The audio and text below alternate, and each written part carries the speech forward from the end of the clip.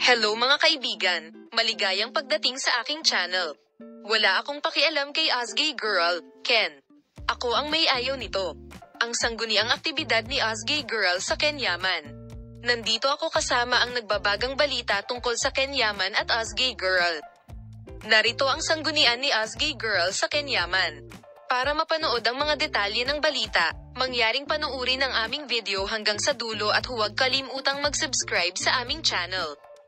Sa kabila ng pinal na desisyon ng serye, hindi ikinukompromiso ng set team ang kanilang kagalakan. Ang set team at si Ozgay Girl, na maingat na naghanda para sa episode ngayong gabi, ay patuloy na nagbabahagi ng kanilang sitwasyon sa set.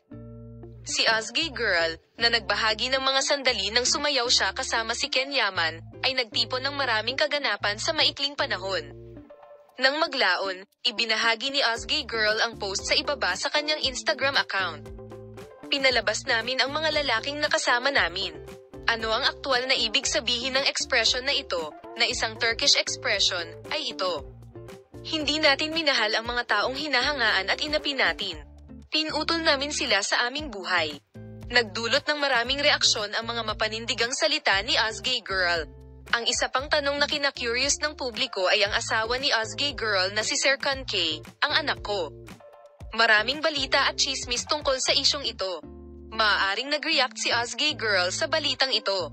Ozgay Girl, malinaw na nandito ako at sinasabi na wala kaming hinahabol. Paano mo sinusuri ang pahayag na ito? Maaari mong ipadala sa amin ang iyong mga opinyon. Maaari mong ibahagi ang iyong mga saloobin sa amin sa seksyon ng mga komento. Paalam.